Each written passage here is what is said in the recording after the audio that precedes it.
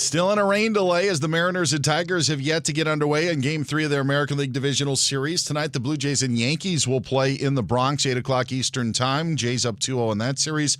That also scheduled for Fox Sports 1. Cincinnati Bengals acquired quarterback Joe Flacco at a trade with the Cleveland Browns. Browns getting a 5th-round pick while sending Flacco and a 6th-rounder to Cincinnati. Bengals did release quarterback Brett Rippon. Chargers acquired Ravens outside linebacker Odafe Oweh. He had 10 sacks last season. As part of the deal, safety Alohi Gilman goes from L.A. to Baltimore. Cowboys owner Jerry Jones fined $250,000 for making an obscene gesture towards fans during Sunday's win in New Jersey against the Jets. Jones is apparently appealing that fine. The 2025-2026 NHL regular season is about to get underway. Blackhawks and Panthers play in South Florida. Penguins at the Rangers. Kings home to the Avalanche tonight. I'm Dan Byer.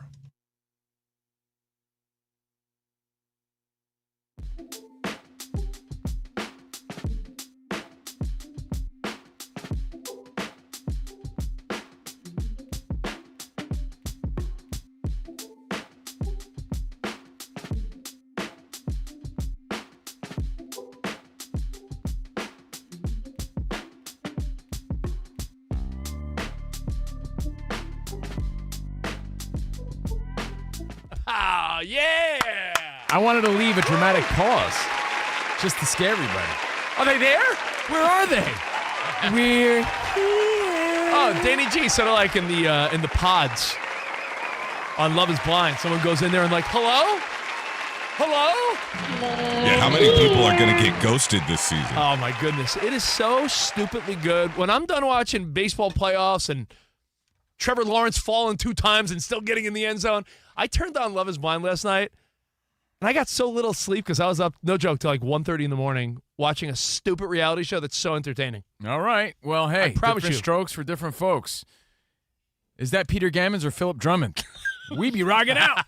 Covino and Rich on Fox Sports Radio. Learned long ago that the world don't move to the beat of just one drum. No, I'm going to watch Love is Blind, but right now I'm focused on the Yankees. You got to love the So you watch postseason. Love is Blind tomorrow? Yeah, I'll watch it tomorrow. I think they're going to tease us tonight. I think they're going to that's what pull one off tonight. That's what every good team does. You know what? In fact, for you and for the sake of just good baseball, I'm hoping some of these teams that are down 2-0 get hot, force game 4s and 5s, because otherwise, honestly, we're going to sit around for like 4 days waiting for the championship round, and that's not fun. Speaking of different strokes for different folks, different strokes to rule the world, as they also said in the 80s, one day at a time.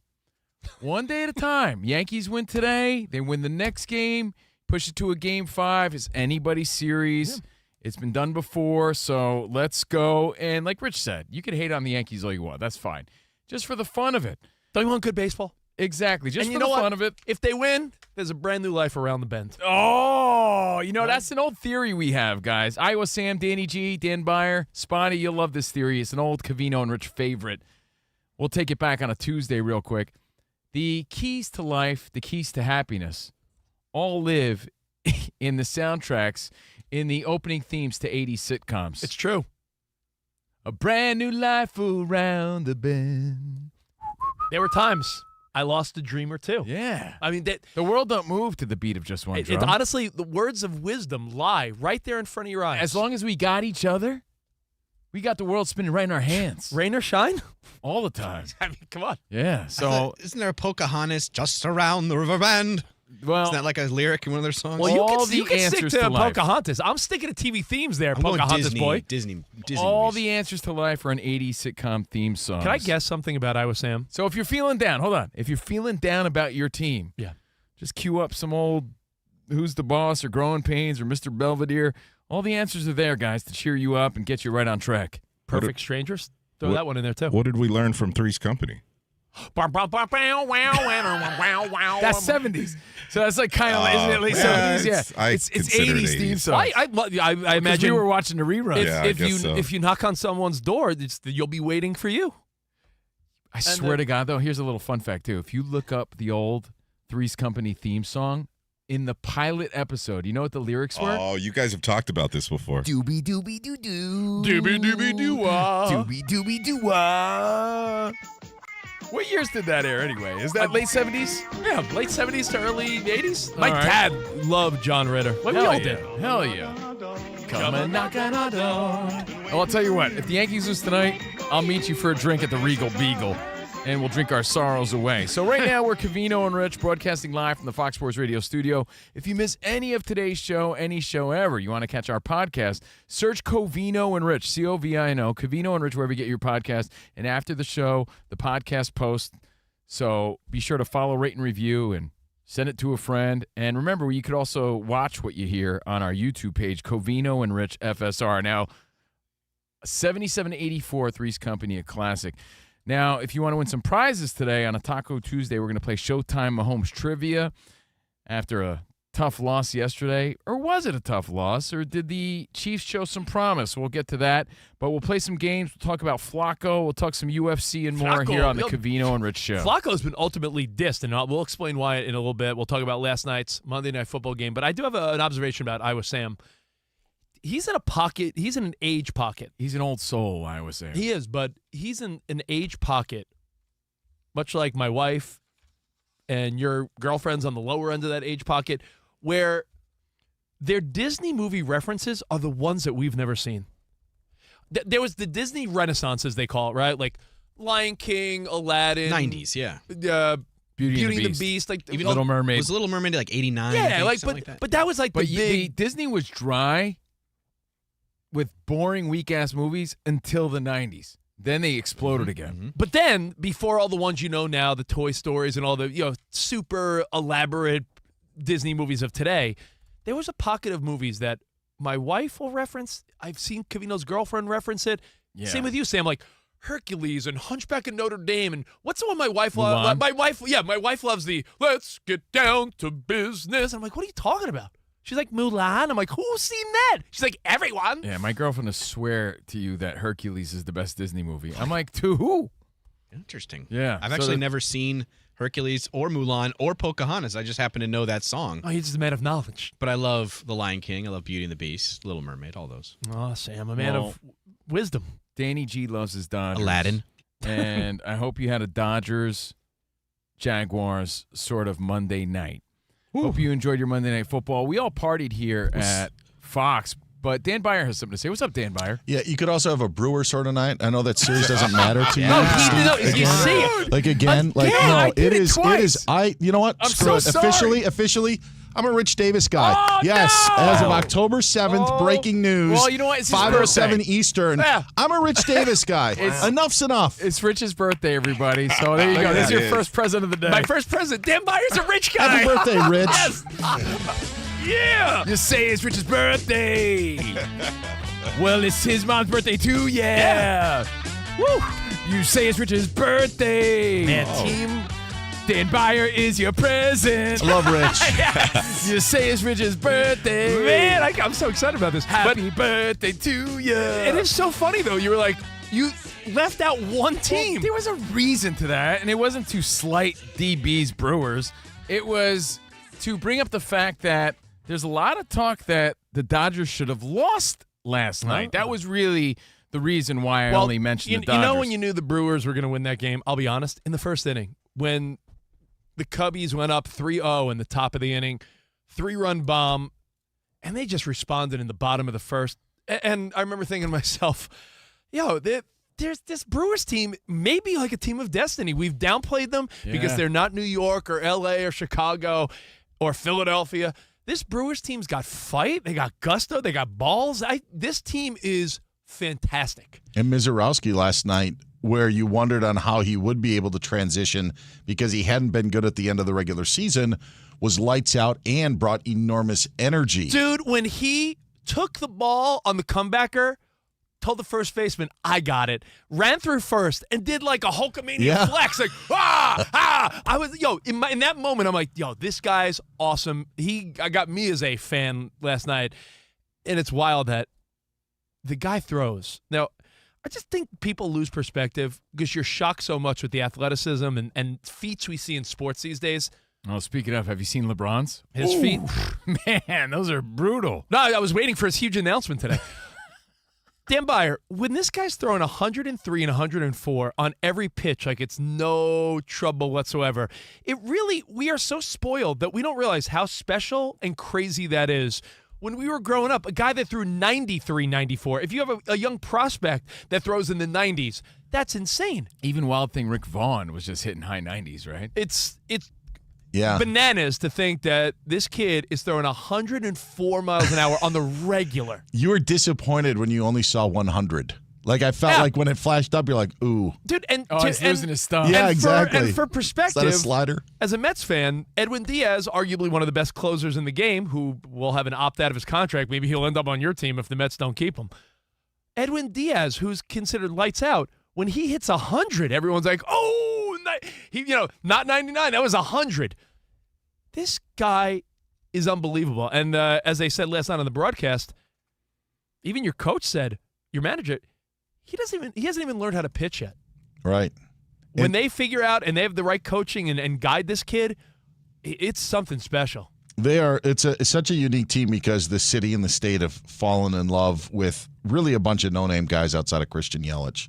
Contreras, the name, but he actually thought maybe his brother was more of the star, but he's been absolutely magnificent. I remember, because I'm a big baseball guy. I've been the last couple of years a big fan of Churio. I feel like he is one of those underrated guys. Like, if you don't know Churio, Big fan of Cheerios. Yeah, he's also 14 years old. No, but he's so young. He's such a kid. Yeah, yes. And last night, I don't know who hit the ball further, that Vladdy grand slam against the Yankees, or in the bottom of the third, Contreras.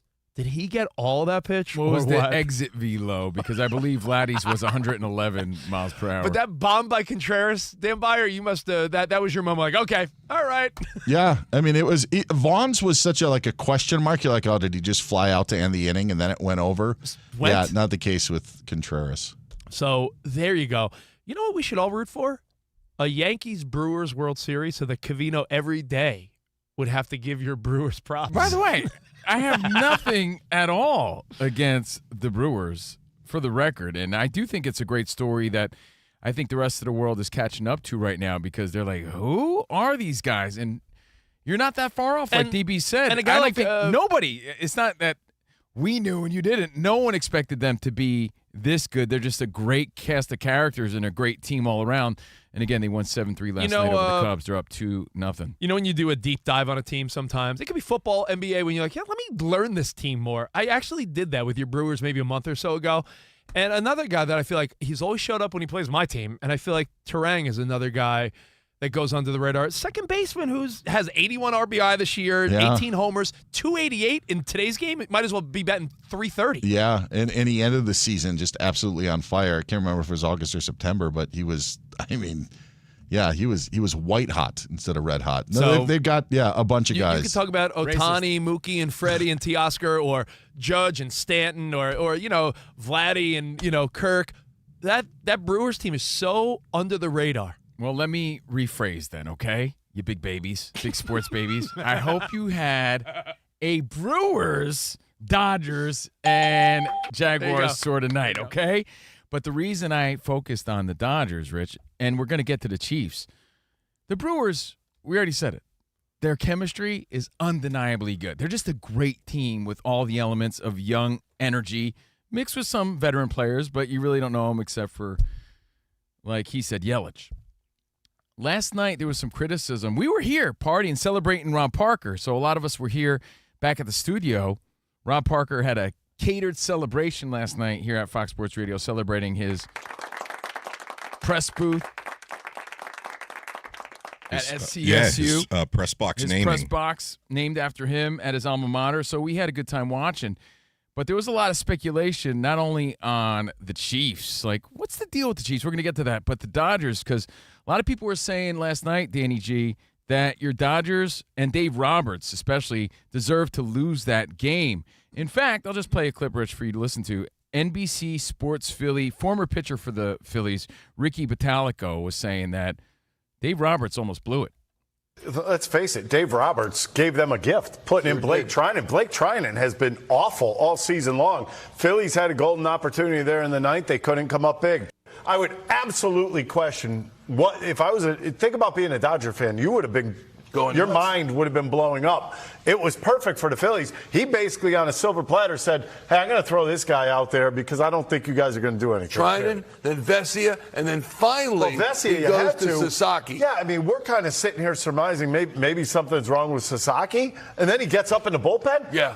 You know what? Dave Roberts deserved to lose that game. Mm-hmm. Well, he did. They at times will overcompensate for some mismanaged play. Like the Dodgers, I know enough about them just from watching, and Danny G, every day we talk Dodgers off the air even.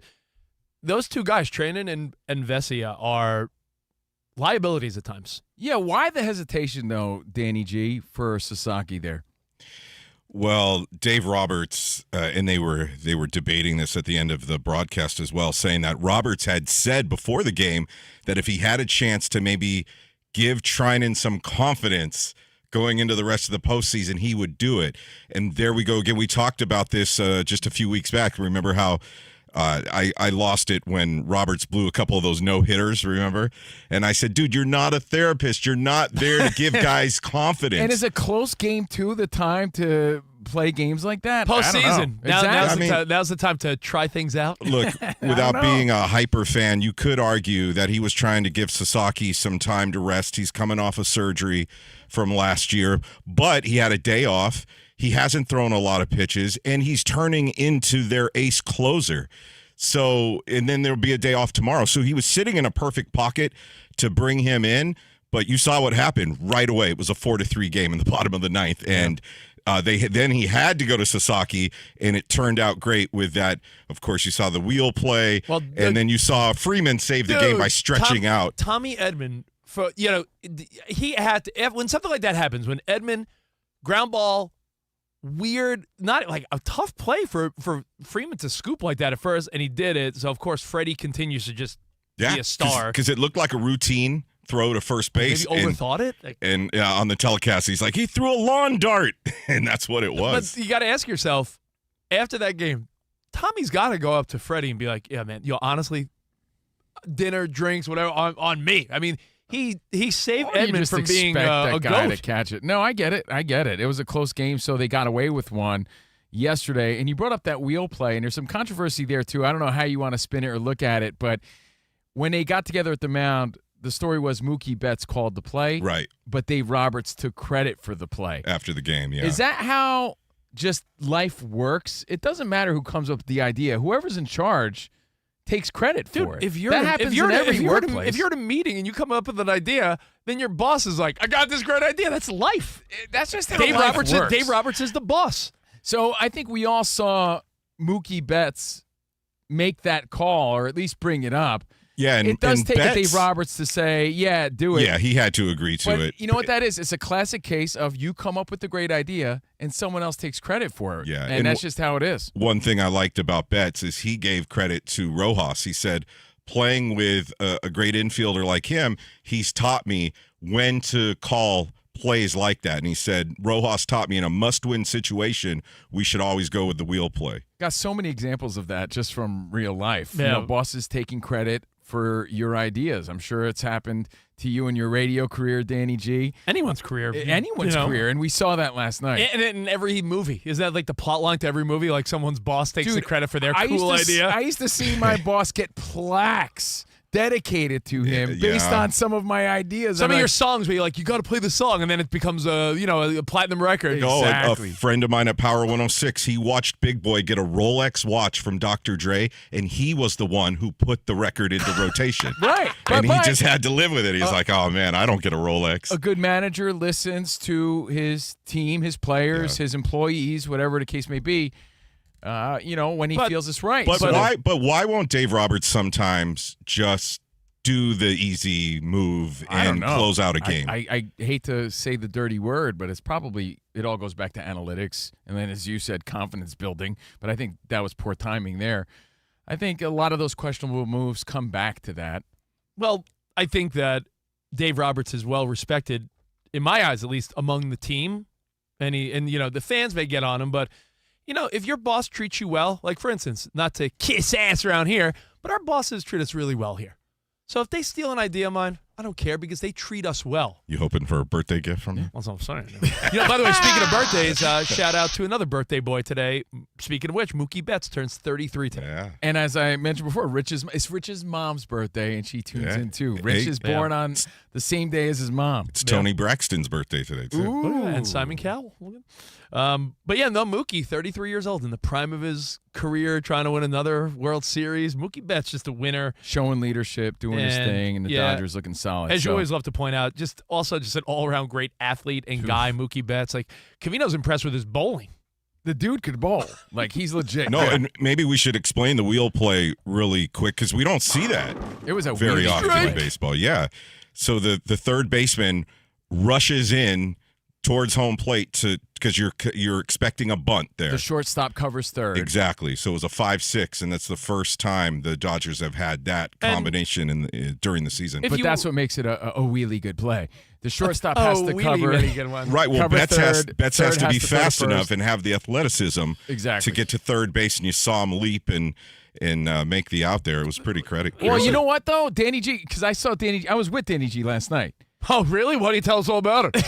What are you guys doing? It was what a are you plotting? steamy night. No, we were here for Rob.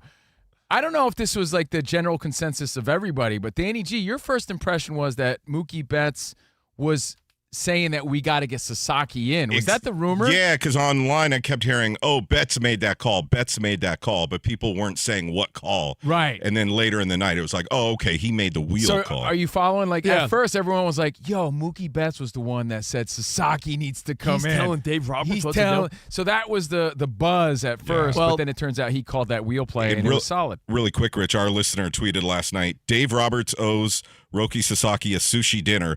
Tommy Edman owes Freddie Freeman a Porsche. There you go. Yeah, by the way, I want to point out one last thing before we move on to so many other things we're going to get to today. Well, the but Chiefs, too, man. But Dodgers, Phillies, that was Phillies' opportunity to split the series. That ninth inning, they had momentum, gaining momentum. They had momentum on their side.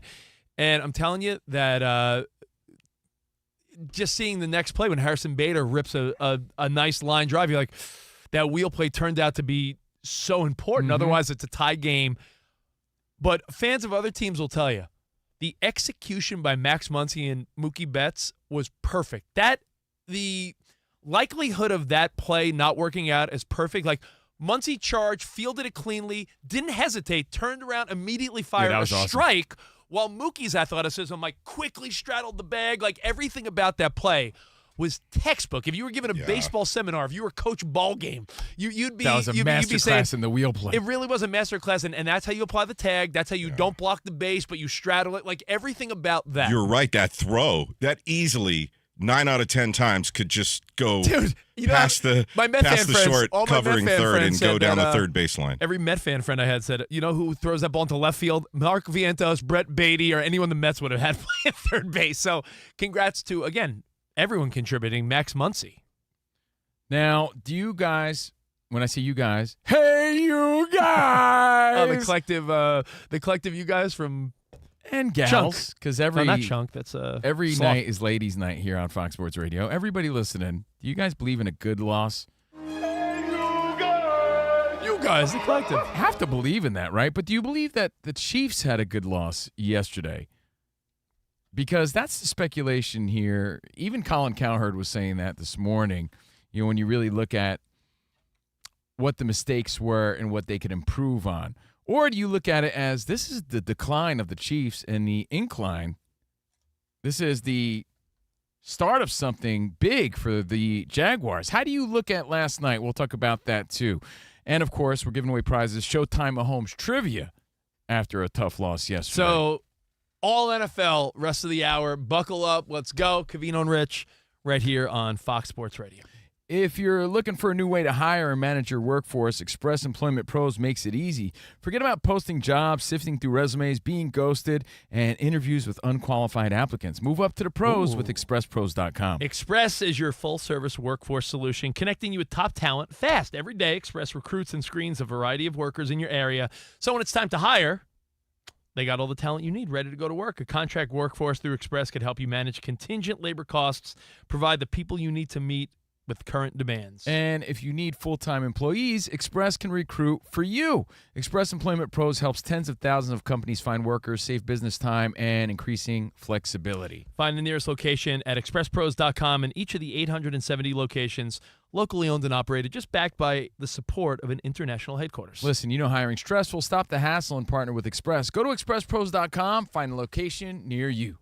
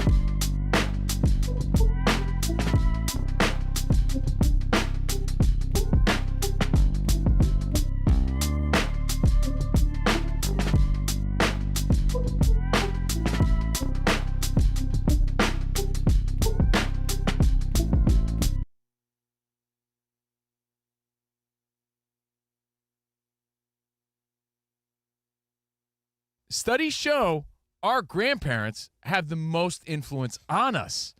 So we know their story, and they sort of instilled that work ethic to us. But the newer generation, I'm not saying they got it wrong, but they think different.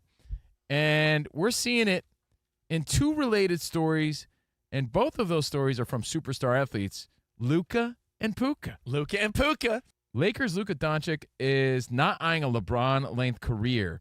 He's very interested in ownership moving forward. Like, this is just a means to an end, just his pathway to something bigger. Yeah, I'm sure he loves basketball, but it's not the be-all, end-all. He wants to be a businessman. This is just part of the journey. Like, we always say it, I forget who originated it, but we always say, because when these dudes retire, athletes retire, they're an old man on the court, but a young man in life. I think that's a Derek Jeter thing, because I remember when Jeter retired, it was like, man, old-ass Derek Jeter. It's like, old-ass Derek Jeter's like 40. Old on the field, young man in life. So it's like, well, Luka's making all this money, but what's he going to do after that? Well, he doesn't have his eyes set on playing forever like LeBron did. Interesting. Rich, I was just going to say, in the article, he says that he looks up to LeBron as a role model for building a successful business portfolio, and he wants to learn more about that from LeBron. And good for him, man, but disappointing for us, right? Because you want to see the journey as a fan. But you also talk about, you and Danny G both watch that Shaq documentary on Netflix where Shaq is involved in a million businesses. That's right, Reebok. Now, Puka, let's shift to Puka. LA Rams, Puka Nacua, said he wants to retire from the NFL around 30 years old. Similar to Aaron Donald Nacua, who was 23 at the time when he said this, said he wants to have a big family. And we talked about this with Puka at the Super Bowl on Radio Row, saying how long-term effects of football injuries, wanting to have a big family, wanting to venture into other things play a factor. And to go back to the you know what plays the biggest factor? You said Shaq. Shaq played a long career, long enough that he played for every color of the rainbow. He did. That's the funny meme, right? He played for every color of the rainbow. He played a long time. So he retired. Then he got into all the business stuff and the Papa John's and the insurance and the Icy Hot and Reebok and everything else. I get you. Fat Burger, whatever he owns. He owns everything. What this is when you overpay athletes, they don't need to play anymore. And you could say that's good or bad depending on how you look at it. I think we as fans get chipped, and that's just selfish on our part. Good for them on wanting to make moves. but you're cutting their career short. Their priority's not, creating that legacy, breaking records. It's like getting out because they don't need to play. They've already got their bank. Generationally, there's 2 layers here. Let me break it down. Generationally, you talked about our grandparents, the World War II, the greatest generation. Then our parents, boomers. Then here we are. And then, your kids are living a way different life, right? Generationally, your grandfather may have worked at the same company for 50-plus years, retired, like I said, got a watch, and he's like, I work for the electric company. And then he died 5 years later. Yeah, then he died 5 years later. Because he had no purpose. Younger people now are like, I want to live, man. I want to swim in a cenote in Tulum, and they're traveling. I'm backpacking through Europe, and they'll have like $600 to their name. You know what? Let me make this clear, Rich, because I don't want to talk out of both sides of my mouth. I think they got it right. You gotta, I had a friend once tell me, don't love your job. Job your love. Stop it. Job your love. Work-life balance is great. I'm saying selfishly as a fan, I don't like it. I think there's a balance. But good for them on realizing, like, Cool. yeah, man, I don't need to put my health in jeopardy. I don't care about the records or playing 20 years. I got hundreds of millions of dollars. You need one big contract and then call it a day and invest in something, and that's it.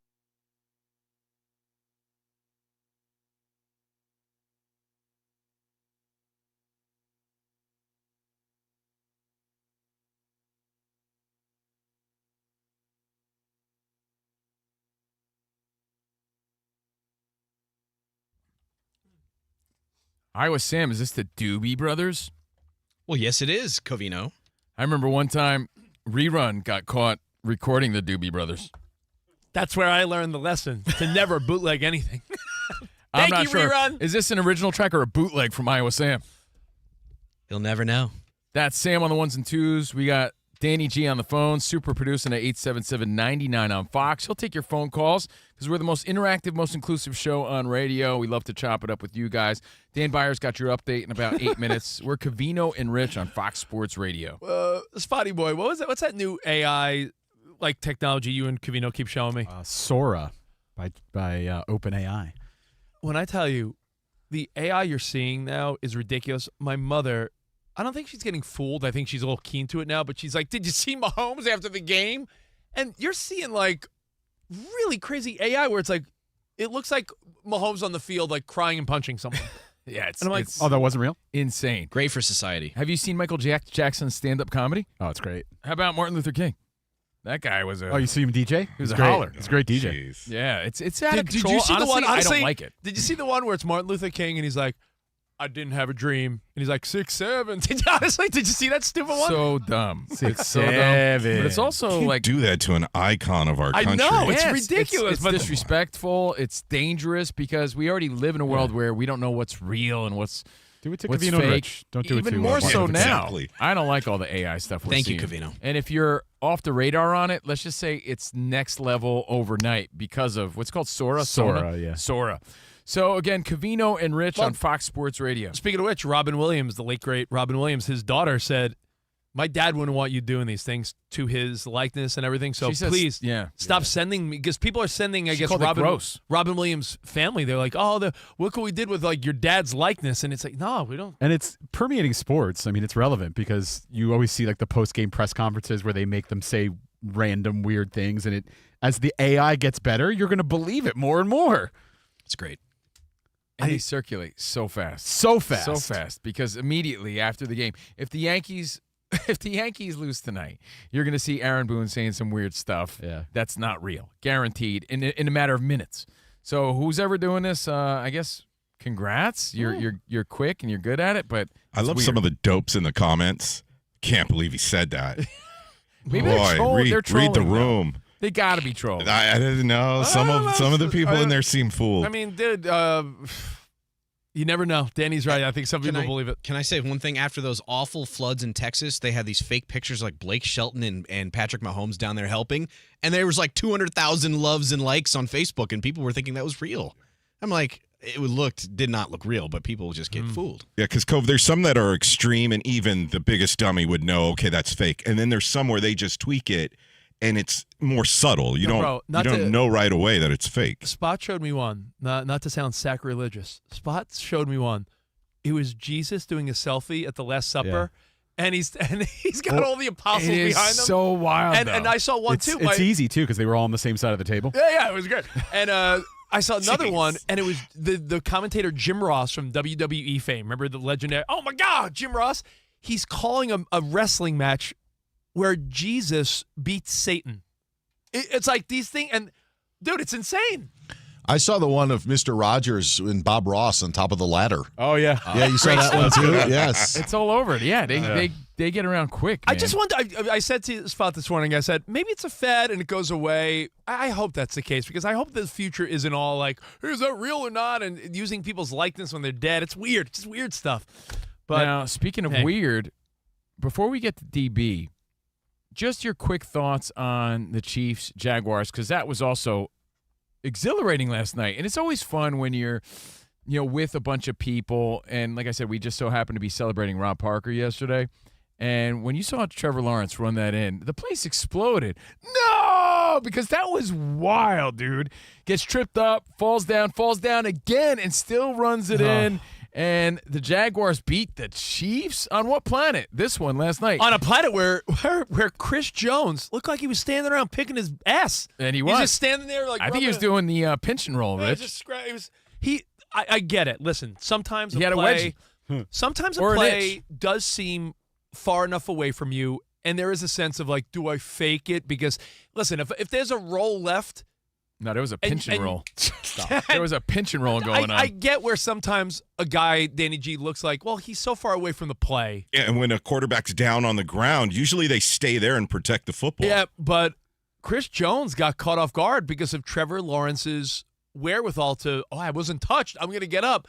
So you see Trevor Lawrence juking and moving and everything, and Chris Jones makes no attempt to even go towards him. And it's so weird. It's like, a fly ball that's just up there forever and no one catches it. You're like, that ball is up there for 3 minutes. No one caught it. I thought you were going to call it. To think that he I thought you fell were gonna call once. He fell once and then fell twice and then still ran it in. You're like, no one touched him. Well, no one you got know him. the old saying, fall once, Yeah. shame on you, fall Shame twice. shame on the Chiefs. Can't fall again. Yeah, can't fall. But I'm telling you, Rob Parker, everybody here celebrating Rob, place exploded because we were like, oh my God. And the Jaguars win 31-28. Now, there's so many ways to dissect what happened yesterday. And you could say, wow, the Jaguars are finally turning a corner here. New coach. Trevor Lawrence is, playing big, stepping up. You could say the Chiefs are losing the juice. Their window's closing. Or is it? Because there is speculation, too, that hey, man, a lot of the mistakes that they're making, the reason they're losing, are things that could be corrected when you have a coach like Andy Reid, and you got plenty of season left. And Rich, as a schedule watcher, you'll see that they'll still be up there when all's said and done if they make those adjustments. And again, I'm paraphrasing some of what Colin Cowherd was saying yesterday because he still believes that the Chiefs are going to chief, and they're still a team, a dangerous team, that are going to make those adjustments. I mean, I think there could be such thing as a good loss. Did you guys, any of you guys happen to see the pregame where Jason Kelsey sat down with Mahomes, Travis, and Andy Reid? It was a really good little pregame interview where he jokingly starts with, the question we all want to know, hey Travis, when's the wedding date? And then they got into what's going on, and Mahomes and Andy Reid honestly both echoed what you're saying now, which is, hey, in the past, the ball's bounced our way, and, we're seeing adversity where things like one or two plays are making the difference, and they're not going in our favor anymore. And when you got Patrick Mahomes still throwing 318 yards, still playing good, still showing his signs of magic, you have to assume that they're going to turn it around or maybe not. What's up, DB? I was just going to say the thing that stood out to me the most was the drive that the Chiefs had at the end of the game. We all remember what they did against the Bills in the playoff game. Yeah. To Tyreek Hill, to Kelsey, bring Butker out. That was the plan this time. And what happens? Hollywood Brown gets hit in the helmet with the football because he's not aware that it's coming his way. And Troy Aikman even said on the broadcast that he probably could have gotten around to midfield. Those are the plays that peak Chiefs made. This version of the Chiefs, Chris Jones not running around, Hollywood Brown getting hit in the helmet. These are the plays that the Chiefs aren't making in 2025. You know what the opposite of peak Chiefs is, right? Buns, Chiefs. Cheeks, Chiefs. Cheeks, Chiefs. And So how do you view it? Because in a world, to tie it back to what we were saying before about AI, where you don't know what to believe, right? You do hear a lot of people, I mean, believe your own eyes and make your own assessment. Yeah. But there's a lot of chatter of the Chiefs are ass, and the Chiefs have lost it, and Kelsey's not the same Kelsey that he was. And then on the flip side, you're like, no. There's a lot of young players making a lot of young, stupid mistakes. And with Andy Reid and Patrick Mahomes and the veteran leadership, they will make those adjustments, and they will be the Chiefs that we know. Give it a few more weeks. I think there's a. What do you believe? I think there's a.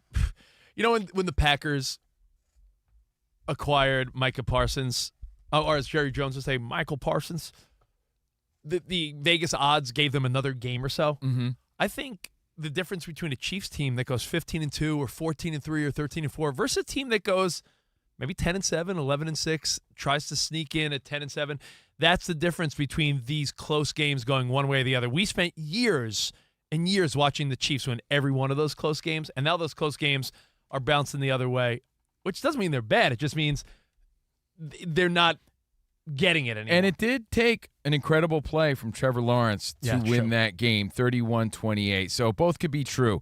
The Chiefs could have had a tough loss, but a good loss because they could correct some of these mistakes. And maybe the Jaguars just I want are to talk turning about a corner. I want to talk about them next, but let's go to DB for an update. Dan Byer. What up, DB? Guys, we've got some updates on the baseball game that's being delayed by rain in Detroit. Mariners and Tigers have yet to get underway with Game 3 of their American League Divisional Series. The broadcast on Fox Sports 1, the guys just said that they're hoping for a 7:30 Eastern time start. Now, that would be opposite the 8 o'clock Eastern time start of the Jays and Yankees in their Game 3. So Mariners and Tigers would move to FS2. You could also see it on the Fox Sports app. And MLB Network is expected to carry the Game 2 of the Mariners and Tigers. So if you can't see that because of the game being on Fox Sports 1, that's where you can find the Mariners and Tigers. Hey, Dan Byer, I just had a question for you yesterday because I'm sure you were locked in on the Brewers game. When Suzuki hit that home run, if you were watching the Dodgers-Phillies, they cut to that game right as Suzuki was rounding the bases. Were they playing that game on TNT or TBS, or did you miss it? People missed that. I missed it, yeah. I missed it. I just wondered, was it airing somewhere else, or did they just sadly cut thinking nothing would happen that early? Yeah, because you've only got so many options, right? Like Fox can do FS2, but if you're TBS, do you cut out Bones on TNT? To bring it in? I was thinking that. We need David Boreanaz. I'm sorry. Back to you. I was shocked when he wasn't Bones. Like, I never watched the show, and I'm like, oh, he's not Bones? I thought the same thing. I learned that now. All right. Some people learned that the NHL's regular season started today. It's already underway. Blackhawks and Panthers tied up at 1 apiece, playing midway through the first period. It's one of 3 games to start the NHL season. The big news in the NFL, the Bengals acquired quarterback Joe Flacco in a trade with the Browns. Cleveland gets a 5th-round pick. Bengals get Flacco and a 6th-rounder. Cincinnati released quarterback Brett Rippon. Chargers acquired Ravens outside linebacker Odafe Oweh. He had 10 sacks last season. As part of the deal, the Chargers sent safety Olahai Gilman and a 5th-rounder to Baltimore. Cowboys owner Jerry Jones fined $250,000 for making an obscene gesture towards fans during Sunday's win in New Jersey against the Jets. Reports are that he's going to appeal the fine. He has until Friday to do so. And ESPN reported earlier today, Bucks forward Giannis Antetokounmpo told the team he'd be willing to be dealt to the Knicks this past summer. And the Bucks and Knicks did have some conversations in August, but never amounted to anything. Guys, back to you. Man, that's like, that hot girl? She wanted to sleep with you, but she didn't. But imagine the Knicks fans thinking wow, we could have added Giannis. And by the way, imagine if you knew of all the hot girls that wanted you that you didn't know about. Oh, my goodness. Or that you passed on. Oof. My goodness. All right. Hey, Covino and Rich, we got a lot to get to. NFL, I mean, we're there, man. Week 5 is a wrap. And we're going to get to some more NFL and, of course, Major League Baseball playoffs. All coming up. And we'll give away some prizes with Mahomes Showtime Trivia. Hang tight.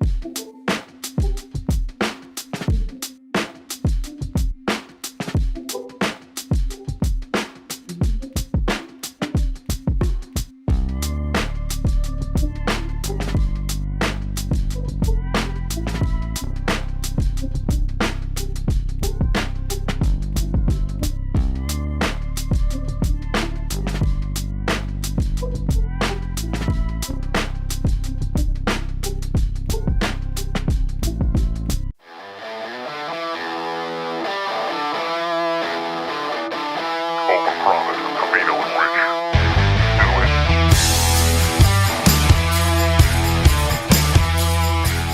it. But I'm going to give you my top 5 all-time, like, that we grew up with as we throw it back and reminisce on Overpromise, okay? I'm not talking Dad's Old Spice. I'm not talking Dad's Brute and Grandpa's Aqua Velva. I'm not talking aftershaves. I'm not talking cheap-ass Stetson and pharmacy colognes. Did every Mexicali Musk for Men. Every dad in the 80s or 90s definitely had Brute, right? Like, without a doubt. Like, there wasn't a dad that didn't have Brute. I'm talking, for the most part, our generation and my personal top. And if you disagree, that's fine. Everyone's entitled to their wrong opinion. So coming in at number 5 for me, this was not easy.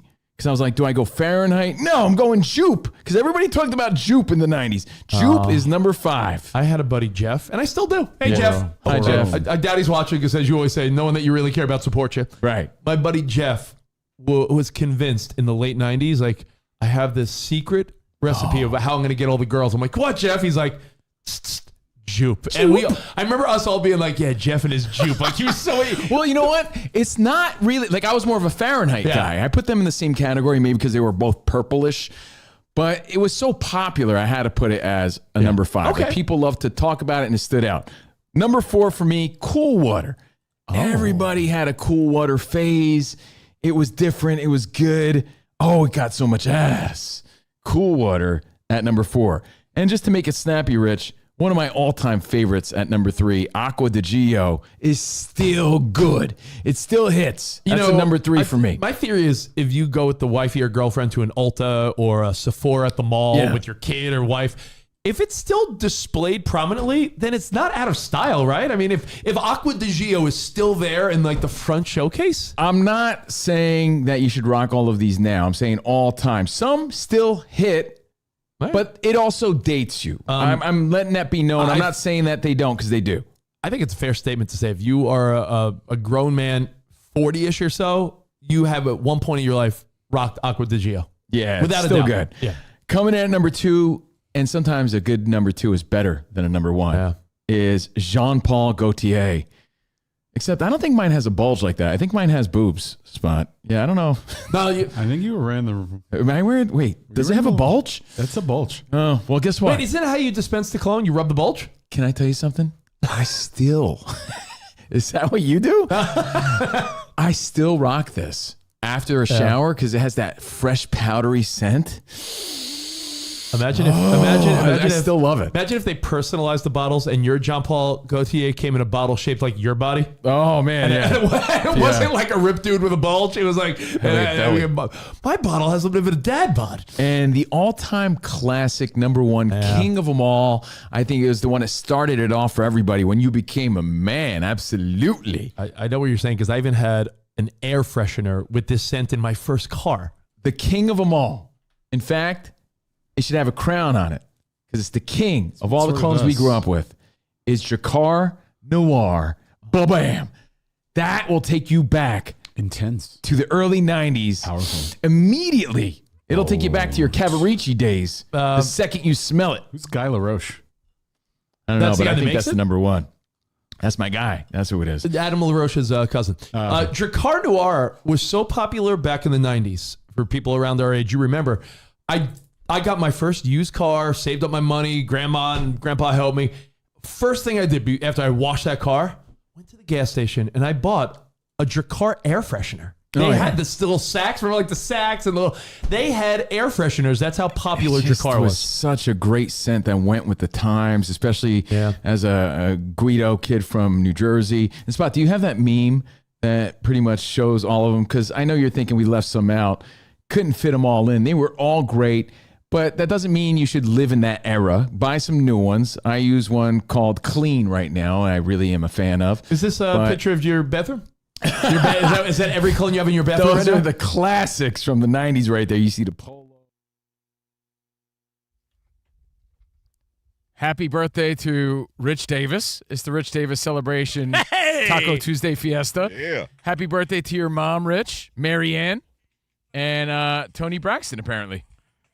Yep. They're all turning 58. Stop it. Happy 58th to everybody. Stop it. I'm still in my 40s. Covino and Rich, still the youngest in the game. We've been doing it a long time, though. And always happy to be hanging with you guys. Fox Sports Radio Nation, thank you for everything. Danny G, DB, Dan Byer, Iowa Sam, and spots on the videos. Remember, Covino and Rich FSR on YouTube. And now it's time. Really quick, though, Braxton really is 58 today. Crazy, right? Yeah, that girl is fine. She still looks good, man. We're live from the Fox Sports Radio studio, and it's time for our Tire Rack play of the day. Trevor effing Lawrence fell not once, but twice. Trevor under center. He slipped and he fell down. Trevor fell down on the play. Now he's going to try and run in. He's in the end zone. Touchdown. Trevor ran it in. He ran it in. Touchdown. He got up. He fell down. There's a flag in the end zone. It's against Kansas City. Trevor Lawrence ran it in. Touchdown, Jacksonville. Wow, that is courtesy, as you could guess it, the Jaguars radio network. That's 1010 XL and 92.5 FM. And that was our Tire Rack play of the day. And for over 40 years, Tire Rack, they've been helping people find the right tires for how, what, and where they drive. Ship fast and free road hazard protection, convenient installation options, all at TireRack.com, the way tire buying should be. Now, Rich, besides that majestic shot of Trevor Lawrence digging for gold last night, it's like his hair was blowing in the wind. It was like a Fabio moment, and then he starts digging up his nose. Have you seen this clip? I've seen still shots. Like, how did that get captured on camera? He was looking like right at the camera. I know, that's why it looks really weird. It's a strange moment. Besides that, like any other takeaways, like is he showing that he's the guy that we all expected him to be? All right, well, slow the down. Jaguars under new leadership, are they legit? Well, remember, did last night prove that? What are your final thoughts on the Jacksonville Jaguars? It's so funny you would say Duval. I was having play that because the same way Dan Campbell a couple years we mocked when he was like, we're going to, bite their kneecaps, and people mocked Dan Campbell. And that dude changed around the whole culture in Detroit. And that team for the last 2-3 seasons is a Super Bowl contender, but he was mocked at first. And same thing with Duval. When you back up Cohen was your words, it's always better. Cohen's a goofball, but guess what? The Jags, who are usually stanking, like the great stink of 1858, they're looking good. Now, let's not get carried away. They're 4-1. Let me give you the 4-1. But they're walking the talk. They are. I'm really curious to see what it looks like. We're not going to see a matchup for a minute, but when they play the Colts, that's going to show me where the AFC South is all at. I mean, you say that, but they did beat the Chiefs. All right, so they beat the Panthers. They beat your Niners. They beat the Panthers. A win you have to have, right? You beat the lowly. You lost to the Jags. I'm sorry, you lost to the Bengals with Burrow. Last second loss. Well, last second. Yeah, so they hung in there. Beat the Texans before the Texans turned it around. Beat the Niners. It capitalized on mistakes of Brock Purdy. And then they beat the Chiefs. So it's sort of, I'm not convinced yet. This week, they're 1.5-point favorites over Dan Byer Seahawks. That's a really telling game for me. So that's one of those I'm really going to be watching closely. That's an early game on Sunday. Seahawks at Jags. Seahawks got to go all the way to Florida. It's going to be an interesting one. So that's a big one. And I don't know, any other final thoughts from last night? No, just that it's going to be exciting, like you said, watching them moving forward, man. And I don't believe that they're the Kansas City Chiefs. I don't. I do think that they'll turn it around, and we're going to see the same usual suspects come playoff time. Oh, and one last note. We hit our teaser bet again. So when we don't bet, we're 9-0. Congrats, everybody.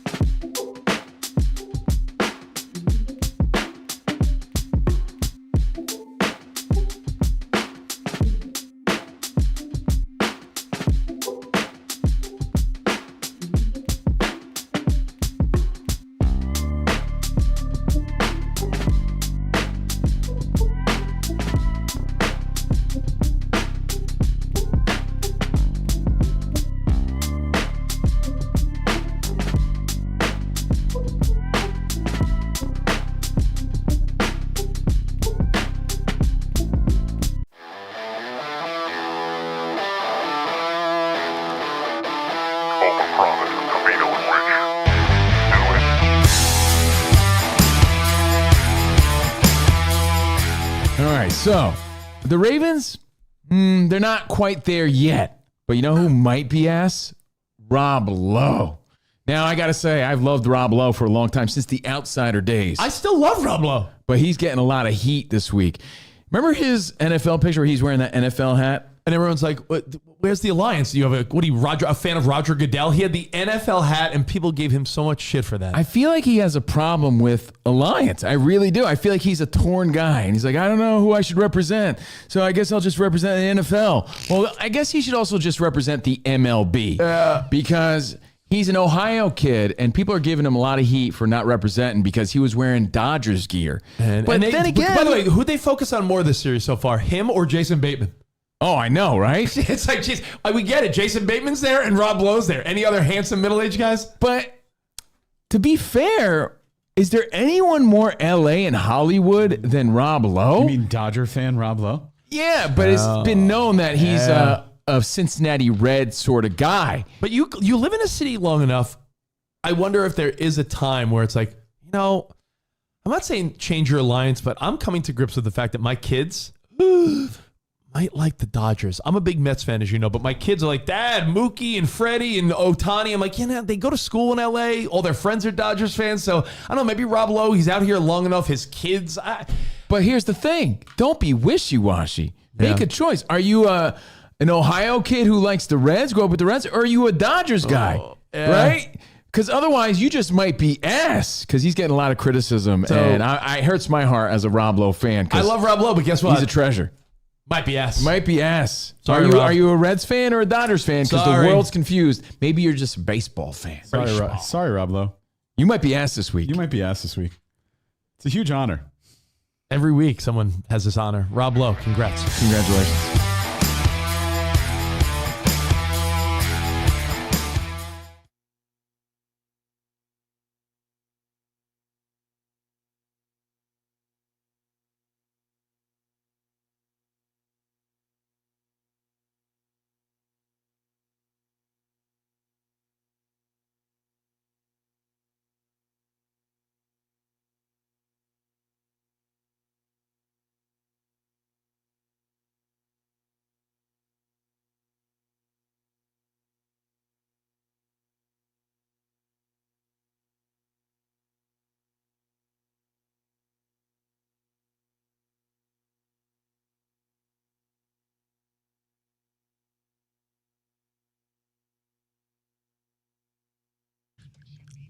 Still waiting on baseball in Detroit as the Mariners and Tigers have been delayed in Game 3 of their American League Divisional Series. The game was to be seen on Fox Sports 1. They're reporting right now that a game time could start at around 7:30 Eastern time. Now at 8 o'clock Eastern time on Fox Sports 1, it's going to be the Blue Jays and Yankees from the Bronx in their Game 3. So that means the Mariners and Tigers will shift to Fox Sports 2 if it gets underway. Can also be seen on the Fox Sports app. MLB Network also expected to carry the game. Cincinnati Bengals have acquired quarterback Joe Flacco in a trade with the Browns. Browns get a 5th rounder while sending Flacco and a 6th to Cincinnati. The Bengals then released veteran quarterback Brett Rippon. Chargers acquired Ravens outside linebacker Odafe Owe and sent safety Aloha Gilman to Baltimore as part of the deal. The NHL's regular season is underway. Panthers on top of the Blackhawks right now, 2-1, playing late in the first period. I'm Dan Beyer.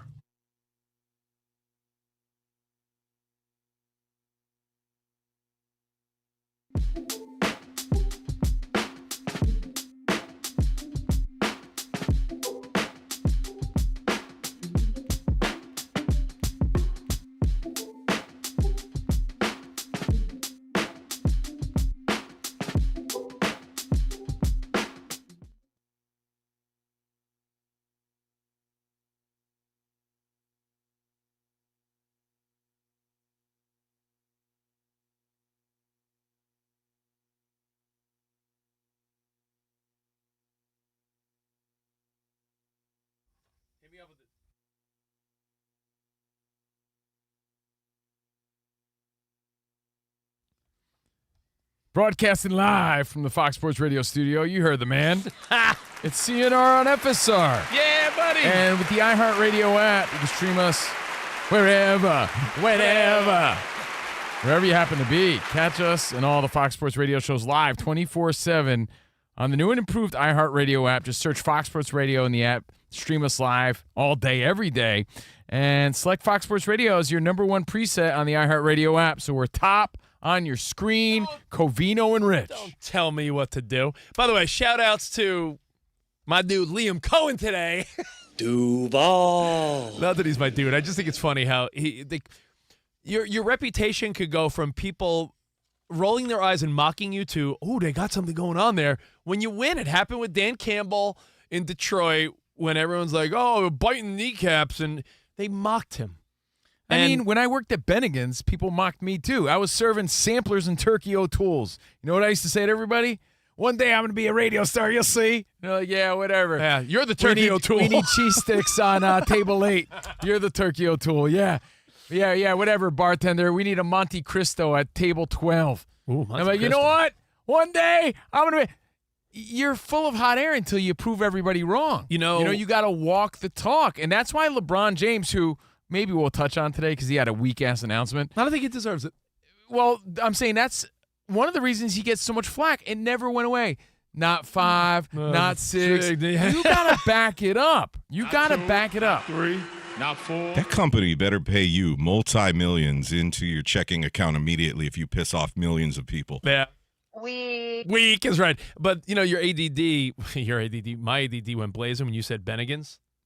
You mentioned the turkey O'Toole. By the way, if you're not familiar with Bennigan's, yes, I did work there in the late 1900s. Who is not familiar with Bennigan's? I don't know if it was completely national, but it's like an Applebee's or Chili's from back in the day. Well, hold on. Dan Byer, Danny G, I was saying, you've heard of Bennigan's, right? Oh, yeah. We used to have one at our mall. I had never heard of it until Covino brought it up on our show. They had a sandwich, Danny G, called the Turkey O'Toole, and it was my first introduction, and I think a lot of people's introduction. Can I tell you, it was to the pretzel bun. I would say, yeah, it was on a sourdough pretzel bun with their signature honey mustard. Tell us more. Fat Guy Radio. Yeah, if you want to do Fat Guy Radio, man, this sandwich really melted in your mouth. I'm not even a big turkey sandwich guy, but I think it had provolone, right? Provolone, turkey honey mustard. Yeah, it was. Oh man, it really was. All right, so we'll take a time out from NFL for a second for an edition of Fat Guy Radio. Of all the chain restaurants that are sort of going away, unfortunately, do you have a top tier one of the Bennigan's and Fridays and Houlihan's and Chili's? Dude, I worked there and I still stand by it. Because usually working at a place sort of ruins it for you because you know what goes into it. Or you're just sort of sick of it. Yeah, no, I loved it, and I still put that as a top. Fridays was always a big date spot back in those days. You could argue for fun. You could argue this place is a step above those, but I'm always down for a Yard House. Yeah, I think that's a step above. I think it might be a step above. Yeah. Great food at Yard House, absolutely. Yeah, I like But Yard when House. I see the red and white stripes of Fridays, there's just no other feeling like it. That Jack Daniels. Oh my God! Now it's no longer. Now it's whiskey glazed because apparently maybe they're just not teaming up anymore. But it's the whiskey glaze as they call it. I'm with you. I salivate at the thought of that Jack Daniels DB, sauce. I would get that and get a side of that sauce for extra dippings. Yes. So good. The Extra sesame seed chicken, and then I've done this. I've gotten the sesame seed as an appetizer, and then just went with the grilled chicken. Same thing. Like it's all whiskey glazed, the whole deal. Oh, whiskey glaze. And by the way, not to tie it back to Fox Sports Radio, a lot of your memories probably go back to going there with a date maybe or meeting your buds and watching a good game. That's how it was. And that's not the scene that young people live at all anymore. No, used to go to the Yard House in Burbank every Sunday to watch the Raiders. Yeah. What was that? Didn't Chili's had some type of queso dip?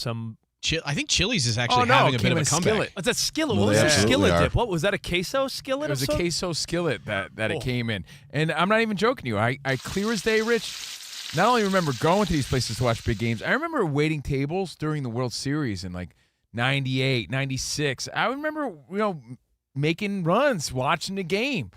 So my point is, there was a time in all of our lives where you were talking a big game, and either you delivered on it or you didn't, and that's what makes the difference. My big takeaway is that the turkey O'Toole was great. Oh yeah, and the whiskey glaze. Oh my goodness! Can I bring up one other observation, and then my ADD will be solved for the day, and we'll move on to something else. Chili's had the baby back ribs. This is no diss on the west side, the West Coast. But yesterday after the show, I went to the gym. 'Cause, you know, hit your mid-40s. Guys just work a little extra hard. Girls for the girls, it's my man. birthday. Yeah. You know, you hit your 40s and you're like, all right, I got, got to work harder. I'm at the gym, and there's only one TV on the Dodgers-Phillies game. And I looked around the gym. You know, I think one word: pathetic. I looked around, Danny G, and I commented on this. I left a video on my Instagram story in disgust because I saw it. I looked around and I saw 9 people with Dodger hats or T-shirts on. So let me tell you, LA people represent the Dodgers, but you know what they are? They're full of baloney. You can't call them the Full LA Dodger of fans, though, baloney. Rich. A real Dodger fan is not going to be in the middle of 2 miles of cardio. I know. Someone told me while that. Go to Echo Park, go to downtown LA. Yeah, I said, you go deeper into LA and then tell me that they're not going to have the Dodgers game on all the TVs. No. Sherman Oaks, I'm sorry, it's not Los Angeles. I get It it. is Los Angeles. Yeah, but I it's- live in LA. It's not Dodger Los Angeles. As transplants, come you know, we're from the East Coast. It's really disappointing, though, because I experienced that a lot, as Rich did yesterday. It's like, you guys for real right now? How do you not have it on? Dan Byer, it's wild. Well, I was going to say, I try to give the license plate frame people the benefit of the doubt when I know that their team is playing at that point. Like maybe this poor guy's at work, and I know he's got the game on the radio though as he's listening to the Rams as he has his Rams license plate frame. It dawned on me at the gym when I was doing triceps, the little rope pull down deal, the guy next to me had a Dodgers hat and a Dodgers T-shirt on. And I was like, all right, I'm going to observe this guy because the one TV across the room is the only one with the Dodgers game on. And this guy must have thought I was into him or something because I kept looking at him like, is he going to glance at the TV? This guy is wearing a Dodgers hat and a Dodgers shirt. There's one TV in front of like the treadmills on the far side that I kept myself going back to look at just because I'm a sports fan. Did the treadmills have the little personal TV? No, they did not. Okay. And You think the treadmills we go to have personal TVs? We're lucky if they work. Full selection no, of cable. we Yeah, go Rich, to the weak-ass gym until we get that Dan Patrick money. Yeah, until we get that DP We know- money. We know a lot of passionate Dodger fans. And then obviously I know. in every city where you have a winning team, you're going to see like the Patriots. There were a Bandwagoners. lot of Patriots gear all throughout Boston and Massachusetts. And not all of those people were riding with the Patriots when they were losing. I think Obviously. what Danny G is saying, like, we're in the San Fernando Valley, and maybe the Valley is a different type of fan. Maybe, but I'll say this. They're more into all Valley karate. There's levels of fans, right? There's levels of so many things, right? That's what it is. Yeah. There's levels of fans, and again, not just fans. Anything you talk about, there's going to be levels of. There's some people that are music fans, and then there's like no. There's like music fans that know cuts of albums and singers of groups, and other people like I don't know who's in that band. Like They're wearing the T-shirt of the band. And They they- couldn't they, name you you a know, single song. they- Weak. they might be a fan of a band, and you're like, they might not know the album names, but they know a couple songs they like. I just know me and how I am with my sports teams.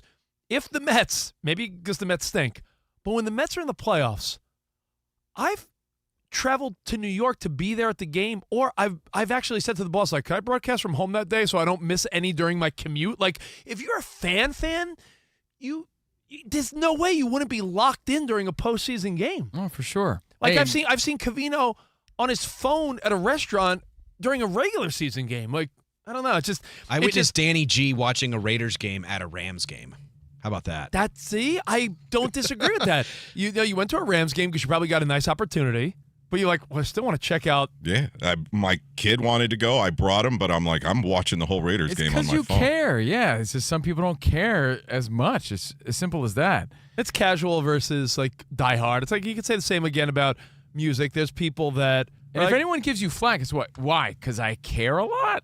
Yeah, it's casual fans versus diehards. Yeah, but That's then what again, it is. maybe I shouldn't care so much about the casual fan. Maybe I shouldn't be so hard on it. But there are times where I'm like, man, Dodgers tonight, and I'm just trying to make conversation with like a dad at the school, and he's like, oh, they're playing tonight. I'm like, they're playing tonight. It's the divisional series. What do you like? Like stuff like that will drive me bonkers. It will drive me insane.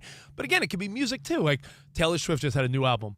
There's Taylor Swift fans that are like, oh, I know a couple of the new songs, but then there's people that have probably listened to the album 20 times and know all the lyrics and That's the you, Easter Rich. eggs and the. Yeah, like Rich. And speaking of music, Swifties. there's more to life than Taylor Swift. I don't know if Rich is aware of that, but there is. Ozzy Osbourne has a new documentary out today, so after the playoffs, you can check out his new documentary called No Escape From Now on Paramount+.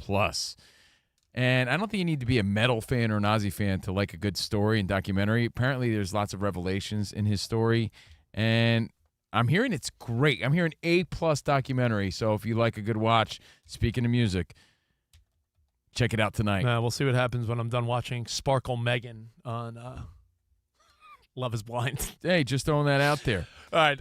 Now, Covino, I know we're going to play Mahomes trivia in a little bit, right? Yeah, speaking of the NFL, we were talking about the Kansas City Cheeks. Yeah. As Spotty coined them. I got to give him credit. Or are they? When it comes to Joey Flacco, being that they dished him off to a division rival, is that saying that he's ass? Is he cheeks? Because I don't see it that way. I see this guy still finds work. He's still doing it. Good for him. Great for him. But does this light his fire? And on the flip side, this makes Shador number 2. So there's a lot going on there. What are your thoughts? Are they saying Flacco's cheeks? Does he play with vengeance now? What are your thoughts? First of all, I want to say what's up to our buddy Jeff, who listens every day in Alabama. What up, Jeff? Jeff Edstrom. Nashville. Went to Alabama. Jeff's a good guy. You know what, Rich? Shout out to all the Jeffs. In fact, every Jeff, yeah. Yeah, all the Jeffs. Jeff said one of his pet peeves is how, for some reason, I always say Joey Flacco instead of Flacco. So I have to say it for him. Joey Flacco. Isn't that one of your nicknames? I'm like Gronk. You see that clip where Gronk was trying to pronounce some wide receiver's name and he got it wrong like 3 times? You know what it is, Rich? Sometimes it's how you first learned it, and then it stays that way the older you get. Yeah, it was Emeka Ibuka's name. Yeah. And this is what Gronk said. You got to give credit to this rookie sensation wide receiver out of Ohio State, Emeka Egbegboo. It's like when Trump tried to say Tua. Tua Tagovailoa. So I mean, but you know how you get on your parents for saying everything wrong? Yeah. I'm not saying that happens to us, but you learn someone's name and then it's just stuck in your head. Or you think that's what it is, it's stuck in your head, and then you realize, like, yeah, I know what it is, but I'm used to saying it this way now. On a side note, I just saw a clip on doesn't make it right. Instagram, I'm just explaining. which means it has to be true. I saw a conference where the heir to the Marriott hotel chain actually said, technically, you're supposed to say it the way it would rhyme with Elliot, like Marriott, like it's Marriott. Marriott. My younger brother works for them, and he told me that. I'm like, Marriott? That doesn't even sound right. Everyone says Marriott. It's like Tyrod and Tyrod. It's like Bijan and Bijan. Next, you're going to tell me it's not Hilton Hotels. It's Hilton Hotels. What was the other guy recently that said, we've been saying his name? Denzel Washington.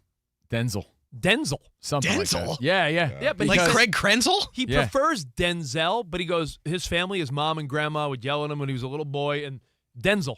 Well, because his dad was Denzel, but then he went with Denzel just to mix smoother. it up. Yeah. So, anyway, Joey Flacco. Emeka Ibuka.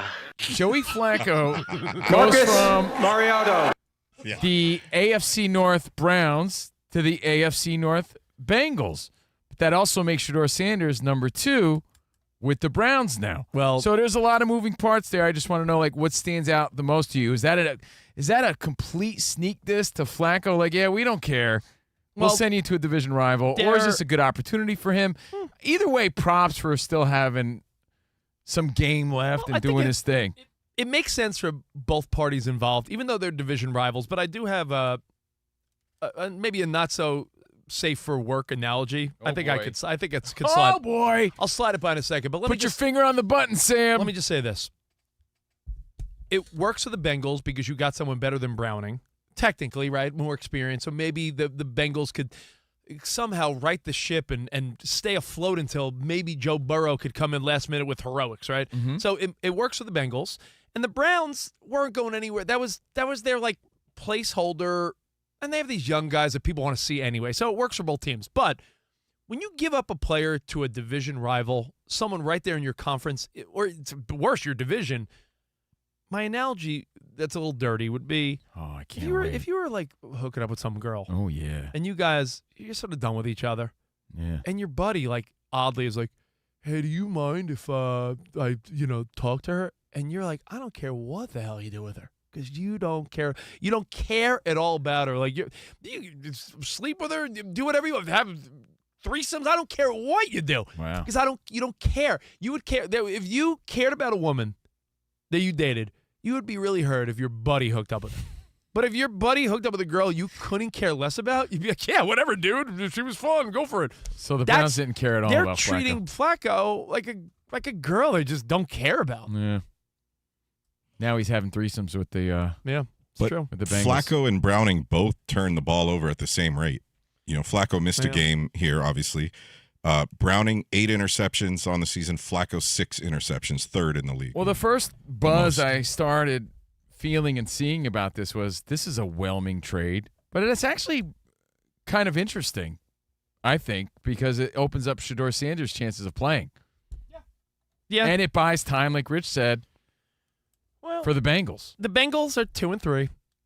They play the Packers, who are 14.5-point favorites in Green Bay. And it's sort of an easy move for Flacco, no? Then they still have to play. They still have to play a bunch of division games.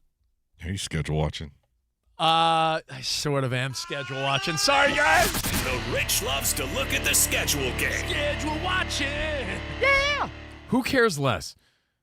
Did the Browns care less about Flacco or your wife or girlfriend when you're trying to show them a movie and they get up to use the bathroom mid-movie without pausing? And they said, no, you don't have to pause it. Who cares What? less? Wait a minute. You can't just get up in the middle of the movie. No, it's okay. You don't have to pause it. No, we'll rewind now. No. It's disrespect. Parents do that. Oh, so You can't just get. We're watching Goodfellas. This isn't Hubie Halloween. This is Goodfellas. You don't just get up and use the bathroom. What are you doing? Who cares less? The Browns or your wife? Rewind 15 minutes.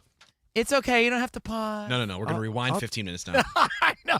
there are times Isn't that the worst feeling ever? I feel like a jerk when I do this, but my wife and I'll be watching something and I see that she's sleeping. Oh, the disrespect. And know what I'll do? I'll pause it and I'll be a jerk. I'm like, what just happened? Oh. She's like, I wasn't sleeping. I'm man. like, what just happened? I was sleeping. Oh. You know, just That's the level of not Covino. giving an F that the Covino. Browns kind of showed. you don't have to rewind. Just press play. That's the level of disrespect and not giving an F. But as far as schedule watching, they play the Packers, which in Green Bay, that will be a very tough game for the Bengals. Then they play at home against the Steelers, and if there was ever an opportunity to try to catch up in that division with the Ravens surprisingly being bad and the Browns not being good, if you're going to catch the Steelers 2 weeks from now, you got to win that game at home. So maybe Joe Flacco in 2 weeks has what it takes to beat up Aaron Rodgers. And the Steelers, if you want to look at what their path looks like ahead, because right now they're 3-1, coming off a bye. They play the Browns, so that should be a win. But the Steelers go through a stretch where the Steelers have to play the Packers, which is Aaron Rodgers against his old team. They play the Colts, the Chargers, and then they play the Bengals again. So the Bengals do have a chance to stay alive with some help of people, bringing the Steelers back to life. So I like the move for the Bengals. But for the Browns to give him up, it really was sort of like, he was our placeholder. You take him. They didn't care that much about him. He was our round-the-way girl. You could have him now. Yeah. And the Bengals needed an around-the-way girl, I guess. Yeah. So, Flacco, that's the big story. One of the bigger stories today, even though it's like, whatever. It's still a big story. And the other one I'm just throwing out there for the fun of it, Rich. UFC White House is happening June 14th, and I only bring that up on the radio right now for Danny G to start making moves. Let's go to D.C., Danny G. Danny, I was saying to Covino UFC June 14th. Isn't that Trump's birthday? It is. He's going to be 80. And I don't care. This isn't a political stance, but if they're going to have this big event, it's somewhat historic. It's at the White House, I got to say right? this, though. There's a part of me that feels like, while you're saying it's not political, I think it's a must go. It's going to be very divisive. You think? I feel like if Yeah, you want to no, go, you're if you right. want to go to that, people will be like, "Oh, he must be a Trumper." Like but then No, again, my excitement there isn't like gotta be there because I got a red hat I gotta put on. It's like, oh, this might be a historical thing if it's at the White House on Trump's birthday at the White House. No, UFC. you know what, Rich? You're right. But and you know I what? hate it. You're right. You just ruined it. The audience, the Trump audience is a UFC audience, and nothing wrong with that. I'm just saying, well, I'm calling a spade, right? If you're a Dana White's a Trump guy, too. Dana White and They're Trump all- are friends, and yeah. you know what? I just feel like doesn't matter. I love you or not. If you love or dislike Donald Trump, I don't care. I'm not. It just I'm seems not so off the wall. I'm not a Michael weirdo. Jackson I'm style. not like, a weirdo that judges my friends based on their politics. I will say this though: if you go, people will assume you're a Trumper. I just feel like it's a thing because I think it would be super cool to be there. But I it's like guarantee we you, weren't going to go to Dubai. Where was the Fight Island during the pandemic? It's like we weren't going to Fight Island. Let's be real Yeah. about that. But it'd be kind of cool to see this spectacle. Like I felt like we missed out by not going to Noche at the Sphere. Remember that? Yeah. This is a big event. It's approved. It was announced June 14th, and depending on who's fighting, it's like, yo, if you want to be part of that, you might start making moves now. So that's official. I'm just throwing that out there. All right. Or is that a political choice, unfortunately? I feel like, unfortunately, in today's world, it somehow will be tied to like, Covino, you going there? I think like, you're right, dude. That's sort of, that's kind of weak. I have one apolitical question. Then we're going to take your phone calls because we need a contestant, right, Danny G, for Mahomes Showtime trivia. Showtime We Mahomes. Have a CNR Nerf Turbo football up for grabs. You got to call right now to play. All right, 877-99 on Fox. We'll play next. 877-99 on Fox. Get involved. Win a prize. It'll be fun. Multiple choice. I have one question for you, and it's a real quickie, so we can slide it in right now. Whoa. Hey, that's what she said. Are we sliding in head first like Pete Rose or like Yes. Corey Seager? How are we doing this? A smooth slide like Corey Seager. Nice. Wow. Tonight, going to be weird for Donnie Baseball to try to clinch at Yankee Stadium when he's like your childhood face of the Yankees? Is it weird that he is on the coaching staff of the Blue Jays? It's weird, but not on him. It's weird that the Yankees would allow a Yankee legend to be on that side of the field. Like they should have had him on the coaching staff?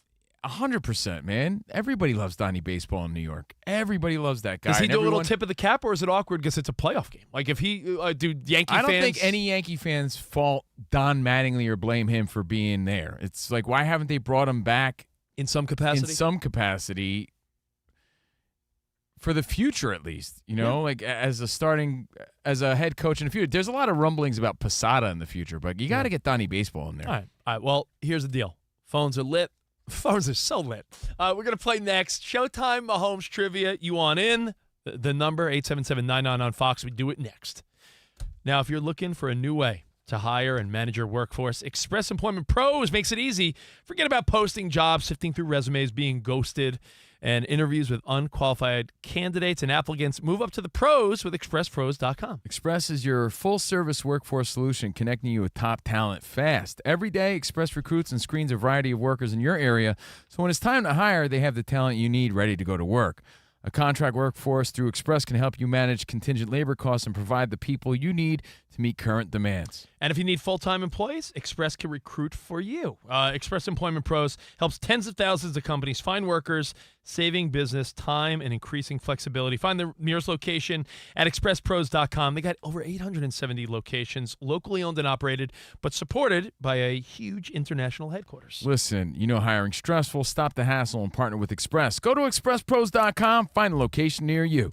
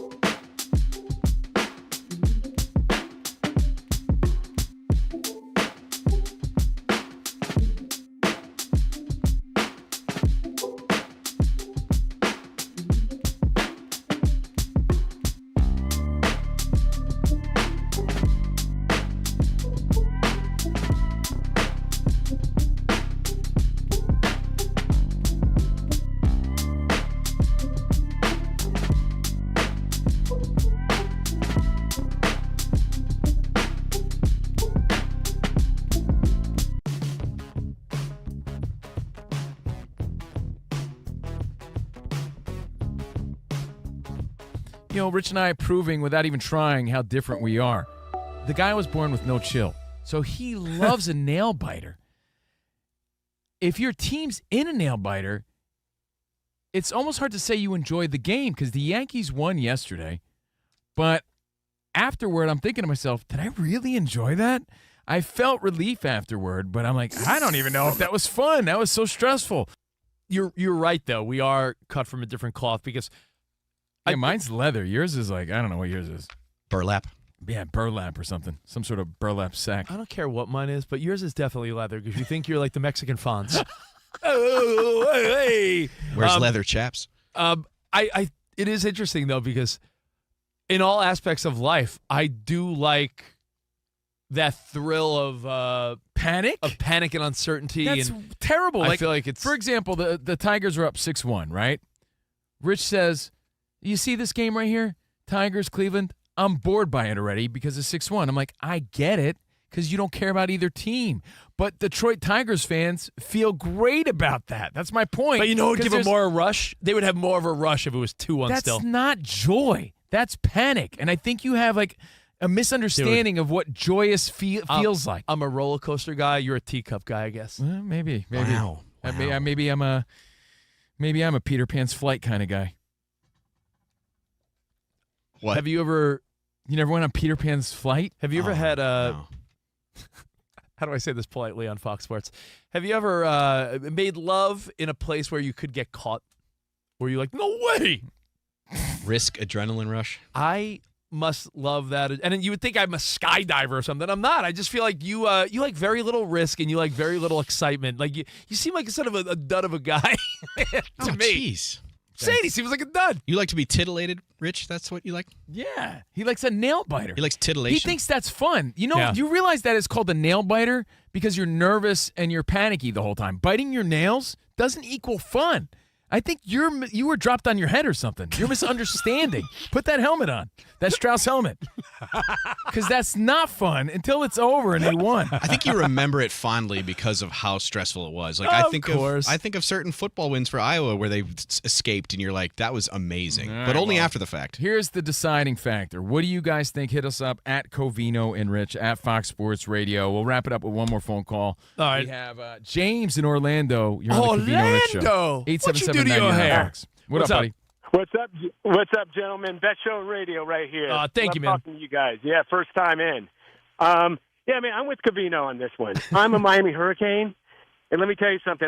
All week I've been stressing about this game coming up on Saturday, and I am going to be wearing out the carpet if it's a close game. No, for real. I'm going to be pacing, and I want to blow out. I want to blow out so I can relax. Watch them kick ass. Yes. James, you know what? You said you wore out your carpet. I don't have carpets, but you know what I have now? I started off the night with a brand new pair of gold toe socks. They were mint. By the end of the night, they were screen door socks on the bottom. You know what I mean by screen door socks? Yeah. I already wore through a brand new pair. They're down to the fibers. His socks look like the dirty screens in My Cousin Vinny that the old lady couldn't see through. There you go. And my girlfriend, I have a theory on this too, because girls don't burn through socks the way guys do. They don't. We're usually heavier too. Look at your wife and girlfriend's socks. Both of them. If you have both, look at both of their socks. They don't have the screen doors. If you have a gumad, look at hers. Yeah. They don't have the screen door troubles that we have. And my theory is this. They don't panic about sports the way we do, and they don't create as much friction as we do as big fat slobs. They don't have that weight friction pacing around watching a really tight fight or a tight game the way we do. Because my girlfriend hits me up. She's like, aren't you embarrassed wearing those things? I'm like, these are game day socks. What do you want from me? Have you ever watched a fight with Covino? He's shadowboxing like he's Tank Davis or something. It's an nerve-wracking. Yeah.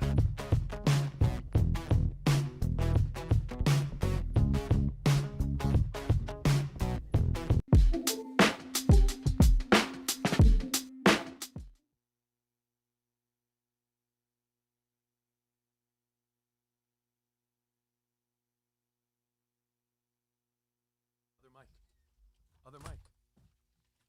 All right. Welcome back to the show. Is this Aerosmith? Just push play? Iowa Sam playing some old school Aerosmith. By the way, side note, there's new Aerosmith out with Youngblood This is a song about angels. There's new Bon Jovi out. It's like, and you said there was some Ozzy tributes and everything. It's like we're taking it back, huh? Oh, yeah, man. So thank you guys for hanging out with us. Listen out for that new Aerosmith. We're live from the Fox Sports Radio studio. For over 40 years, Tire Rack has been helping customers find the right tires for how, what, and where they drive. Ship fast and free, backed by free road hazard protection with convenient installation options like mobile tire installation. TireRack.com, the way tire buying should be. Now it's time for some Showtime Mahomes trivia. Let's go.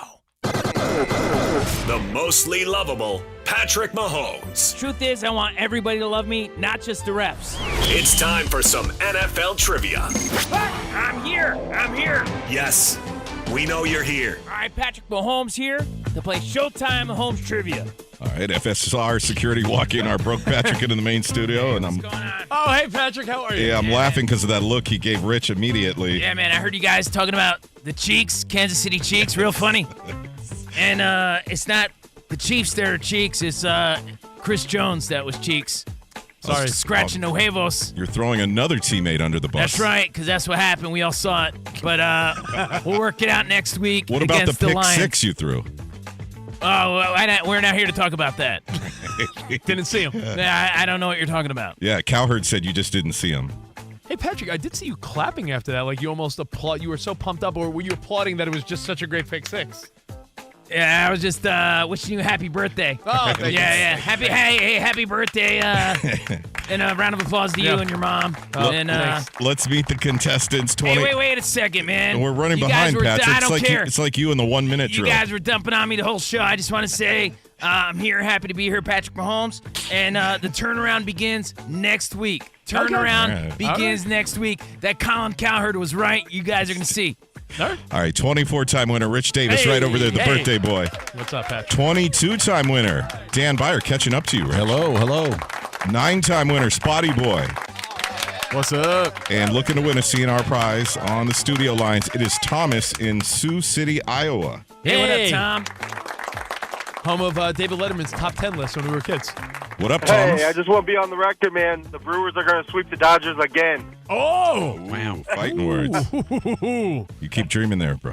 Rules for Showtime Mahomes NFL Trivia. The first contestant with 2 correct answers is the champ. If there's a tie, we have a tiebreaker question. Hey, can we change the name? It's Life of a Showboy trivia.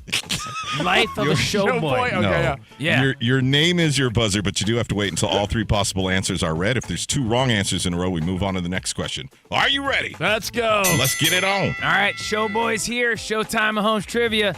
By the way, you like the new Taylor Swift? Opalite's my favorite. Track 7's my favorite. Just throwing it on record. That's about my boy, Trav. But anyway, I'm here. I love it. And Trevor Lawrence looked like one of these burners last night. Who was the first player to return a punt for a touchdown in his NFL debut? Was it A, Deion Sanders, B, Tim Brown, or C, Devin Hester? Ooh. Tom, we're giving you a chance here. Rich. Was it prime time? It was. Yeah. Boom. Rich on the board. I know that it was Devin Hester in the Super Bowl. Yeah. Yeah, Thomas, you just shout your name out and no L if you get it wrong. All right, here we go. Round 2 with Rich on the board. All right. Patrick Mahomes here. Life of a Showboy. All right. What was that once quoted saying about experiences? A, no matter the experience in the classroom, leave college with lasting friendships. B, last night I learned major anger and wanted to kill Chris Jones for standing there and watching Lawrence run for 6. Okay. Sitting there doing the pinch and roll. I don't know what he was doing. And C, every experience, good or bad, you have to learn from. Thomas. C? Yeah. Yes. Boom. That's right. There you go, Thomas. Every experience, good or bad, you have to learn from. And we're learning. We made some mistakes last night, and we're watching film. Watch us next week. The turnaround begins. We get it. All right, Thomas halfway to a CNR prize as we go to round 3. All right, Patrick Mahomes here. Showboy's here. Showboy. Now, this player Please holds stop the saying that. single-season record for touchdown receptions with 23. Is it A, Shannon Sharp, B, Randy Moss, or C, Jerry Rice? D, Thomas. Thomas. Is it C? C. Jerry Rice. No. Ooh. Anybody for the steal? Can I get the replay the question, Yeah, please, same here. Patrick? This player holds the single season record for touchdown receptions with 23. A. Sharp, B. Moss, or C. Rice. You can take it, Dan. Shannon Sharp or Sterling Sharp? Shannon. B. Yes, Randy Moss, Byer on the board. Like Randy Moss. It felt like it was a spelling bee. Can I get the origin of that question, Patrick Mahomes, please? A 3-way tie with Rich, Thomas, and Byer as we go to round 4. By the way, Shannon Sharp, no relation to Iron Mike, in case you were wondering. Thank you. Round 4. I heard Rich mention this legend on your show the other day. How old was Raider Hall of Famer George Blanda when he retired in 76? A, 48, B, 50, or C, 52? Thomas. Thomas for the win. B 52. No. Rich. Rich for the steal and the win. Sorry, Thomas. I believe it's 48. Yes. But on his birthday, also turning 48, Rich wins. Not there yet. Not there yet. How dare you? How dare Hey, you? happy 48th, Rich. You know, you kind of resemble George Blanda a little bit. Stop. I am not 48 yet. Yeah, well, Jeez. happy 48th, buddy. Does he look more like Blanda or Tom Brady? More like definitely Blanda. Definitely Blanda. And remember to turn around. And Life of a Showboy. All right. Wood. And Thomas. I love Wood. Yeah. Thomas and Iowa, thank you for playing the game. We appreciate you. Yeah, appreciate it. Love y'all. Later, buddy. All right. Life of a Showboy. Thank you, Patrick. Great trivia. You know what I'm seeing right now? Can I just and by the way, thank you, Patrick Mahomes, Bootleg Mahomes, and Did you thank think you. it was weird that Mahomes' favorite track off the new Taylor Swift album was the one about Kelsey's Redwood? Yeah, I mean he's got the magic wand, as she said, right? I know, She got the man. magic wand. Makes Those are what does some- it make the thighs open? She Some racy lyrics about Travis Kelce. Oh, hey now. I imagine that Patrick would feel weird about it, but it was interesting to hear that he's a fan. Question for you, more of a just a thought. As we get into Dan Byer's update, let's go to Dan Byer's update. Then let me give you my deepest thought. Don't overpromise, Rich. I know. I'll try not to overpromise. Dan Byer, what's up, my friend? Guys, a lot's going on, especially in these last 5 minutes or so. We have a start time for the Mariners and Tigers. They're going to start top of the hour. So what this means is they're going to get underway in Detroit. Their Game 3 will be seen on Fox Sports 1 for an hour until the Yankees and Blue Jays game from the Bronx takes over at 8 o'clock Eastern Time.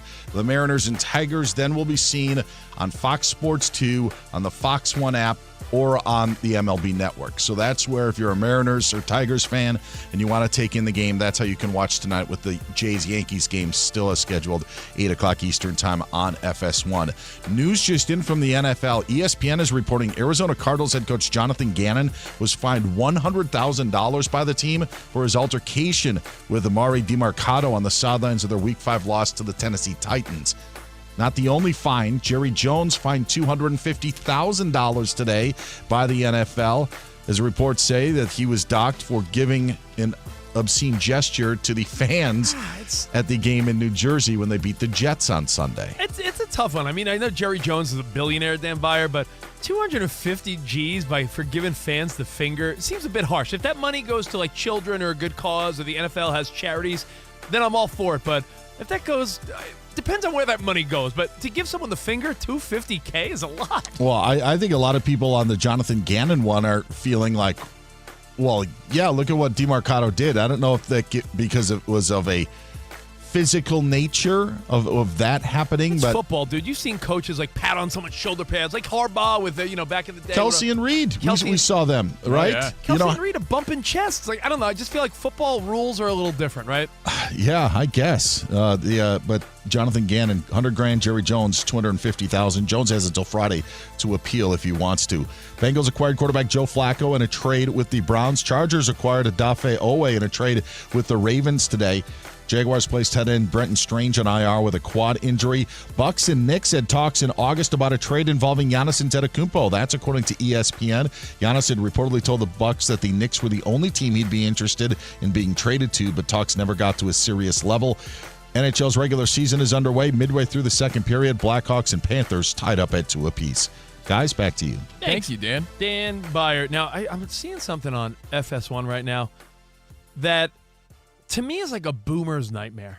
You know, like sometimes back in the day, your grandfather would think a replay was the same, like another home run. Yeah, that happens. And I remember being like, Grandpa, that's. Remember we saw John Sterling fall for that? No, that one's it's a replay. It's high. It is far. It is a replay. Rich, they heard us though. Did they fix it? Yeah, FS1 up in the left-hand corner of the screen. They put weather delay because that wasn't there. Let me tell you something. They must have heard me, or probably anyone with logic, because we all know the start time, as Dan Byer just said in the update, is at the top of the hour. They were playing from the beginning of Game 2 a replay on FS1 with no indication that it was a replay other than if you looked in the top right-hand corner, it said Detroit leads series 1-0, which would be the only indicator, unless, of course, you're like... It was on the rotating scroll on the bottom, but if you weren't watching the entire time... Or if you didn't realize... Well, I mean, or if you had the wherewithal to be like, well, this game's in Detroit. Why is Detroit wearing their road jersey? There were indicators, obviously, but I'm saying, like, I feel like parents around the world were fooled for the last hour. Yeah, to Covino's point, it was on the bottom, but it wasn't in like bright red letters or like a pink or yellow or something. Because when I passed the TVs in the hallway, I was like, "Oh, the game started." Oh, wait, it didn't. It feels like something so many of our parents probably fell for. So game starts, top of the hour. We got more Covino and Rich next, right here on Fox Sports Radio.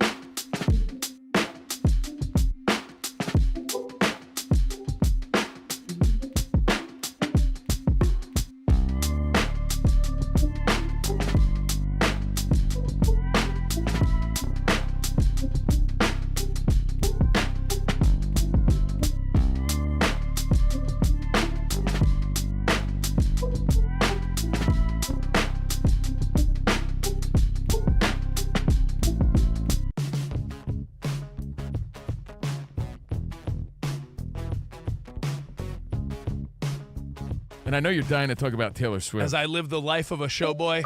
Yeah. I did listen to the new Taylor Swift album with my wife this morning. I heard some of the songs because one of them is apparently about Travis Kelce's penis, and I'm not even making that up. Oh, you mean Wood? Yeah. It's called Wood. I'm sorry, Big Giant Redwood. Redwood. Well, it's not a song about the black dude that sits on the end of the bed. That guy, remember that guy? Wood. During COVID? Yeah, Maybe it is. Barry Wood. Maybe it is. Maybe it is. But I'm just saying, We don't know. By the way, I'm not making that up. I want to make sure that the Fox Sports Radio Nation understands that. I'm not just making a cheap joke. I saw a clip where she says it's like knock on wood. It's about superstition. Being superstitious. Hold on. Of course, it's all double entendre and innuendo. But every major outlet's reporting that it's her raunchiest song yet. How and it's could you- clearly how could you about the speculate? nether regions of Travis Kelce. The nether regions? Who Yes. are you? By the way, how could you have I'm a guy that took conversation? my human resource courses. What You should look continent into is them. that on? Nether regions. I don't think anyone's ever talked about Travis Kelce's nether regions. It's a great word. But how can you even have this conversation and then not go to me after you call me a Swiftie? I listened to the album this morning driving around with my wife. I told you we had breakfast. We had a nice little morning together. And the Taylor album brings up a conversation. And this is not going to be a Taylor Swift conversation on Fox Sports Radio. But what it is, it's a conversation I'd about... rather talk about Phil Swift, the inventor of Flex Seal. than Taylor Swift. That guy made a canoe out of a screen door. How about To DeAndre me- Swift? To me, that's more impressive. That is really impressive. Come on. Have you ever sailed on a screen door? Could Taylor Swift do courtesy that? of Flex Seal?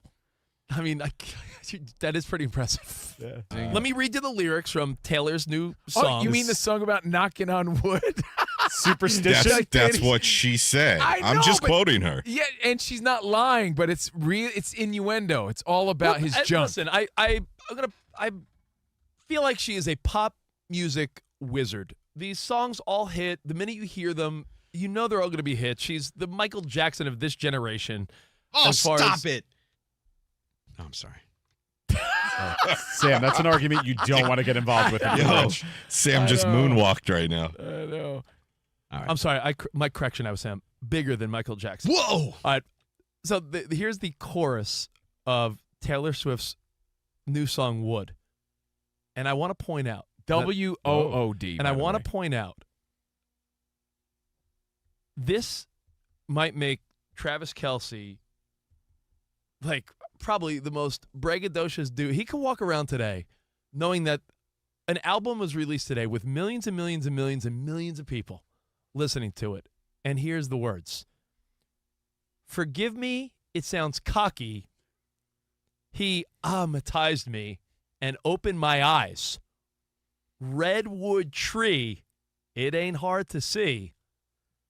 His love was the key that opened my thighs. Oh, it goes more. Continue. Ooh. Yeah, but carry on because I'm not going to carry on. Well, let me see where your hands are. it Get them out of talks your about pants. his manhood and everything else. So she goes on and on to pretty much talk about what a great lover Travis Kelce is. So I made my list, and I want to see if you guys could debate this. When it comes to being complimented as a man, some of them are sincere and nice, and some are not that. Top 3. Compliment that you're a great dad. Compliment that you're a provider I agree and with like you. a man. Like Yeah. you protect the family and you provide for the family. That'll always make a man feel happy. How about you make me feel safe? Yeah, safe, you're a provider. That's it. That, you're a great dad. What's the third one? 'Cause And the- and the- you're 2 for 2. And the third one has to do with, are you curling the toes? Are you a good lover? Your manhood. She rock my world, Do man. you rock her world in the bedroom? If a woman tells you you're a good dad, you're a provider that makes her feel safe, and you get it done in the bedroom.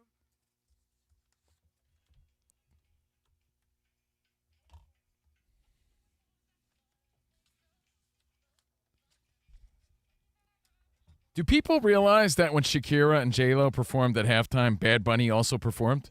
And J Balvin at the time? I just don't think people knew who he was. And guess what? Now he's doing his own thing. As he Covino- said on Saturday Night Live, you have 4 months to learn Spanish. Exactly. Covino and Rich live from the Fox Sports Radio studio. Business fluctuations make running your manufacturing business complex, but staffing your business doesn't have to be. Let Express Employment Pros provide the workforce you need. Go to expresspros.com, find a location near you. It's all at expresspros.com. I want to thank everyone listening on the iHeartRadio app. I want to thank all the affiliates for hanging out with us every day. We appreciate you. Hey, get us to your city. Let's do it live wherever you are. And again, I'm Steve Covino. That is Rich Davis, Danny G, Dan Byer, Sam, Spot. We got the best team here, and thanks for being part of it, Fox Sports Radio Nation. Thanks to Showboy Mahomes, too, for stopping by before. And, Rich, you mentioned Donnie Baseball. Showboy. Showboy. Life of a Showboy I'm a Mahomes. Showboy Otani. You mentioned Donnie Baseball and how he's on the flip side of the dugout where he should be with the Yankees tonight. It's almost 30 years to the day where he hit that postseason home run. And it was so huge because everyone wanted to see, especially Don Mattingly, he always wanted to see how he would perform in those big moments. And that's all he sort of needed for himself to see that he was able to come through. And we all remember he hit that bomb into the bleachers and the place went wild. Well, and you saw a young Posada, a young Bernie, a young Jeter even there to greet him. And it was a huge moment, almost 30 years to the day. Give me a UFC fighter that was big before UFC and MMA blew Big up. Dan Severn, Like- Shamrock. Ken Shamrock, yeah. Like those early guys that didn't get the props. Or like I'm trying to think of something else that blew up in front of our very eyes. Like, I'll be honest, there may be a time where the WNBA is big. And we'll look back at like, oh, I remember the women that like made no money. There's always people that are in something before it blows up. And I always felt bad, even though I don't like the Yankees. Don Mattingly was such a force and such a great guy, and even as a Mets fan, you had to respect Don Mattingly in the 80s. Just the way he played ball. And he was just a baller.